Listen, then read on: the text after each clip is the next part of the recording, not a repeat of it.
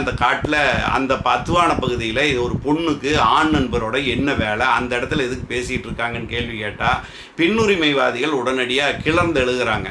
அதில் நம்ம தப்பு சொல்ல முடியாது. ஏன்னா ஒரு பெண் இரவில், அது நள்ளிரவில் கழுத்து நிறைய நகையோட தன்னந்தனியாக ஒரு அத்துவான காட்டுப்பகுதியில் நடந்து போய் அவன் பத்திரமா வீடு போய் சேர்றானா, அதுதான் ஒரு சுதந்திரம் பெற்ற நாடாக இருக்க முடியும்னு காந்தியடிகள் சொல்லியிருக்காரு. அந்த காந்தியுடைய கோட்பாட்டில் நம்ம முரண்படுறதில்லை. நம்ம மட்டுமில்லை, யாரும் முரண்படுறதில்லை.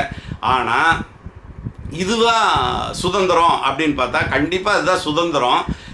அந்த 11 மணிக்கு ஒரு பெண் வந்து அந்த இடத்துக்கு ஏன் போனா அப்படின்னு கேட்டால், ஆண் 11 மணிக்கு அந்த இடத்துக்கு போனான்னு ஏன் கேட்கறது இல்லைன்னு கேட்குறாங்க. நம்ம என்ன கேட்குறோம்னா, பெண்ணாக இருந்தாலும் ஆணாக இருந்தாலும் அனாமத்தாக இந்த மாதிரியான ஒரு பொட்டல் வெளியில் ஒரு சமூக விரோத கும்பலுக்கு அங்கங்கே நடமாடிட்டு இருக்கிற ஒரு ஏரியாவில் போலீஸ் பாதுகாப்பு இல்லாத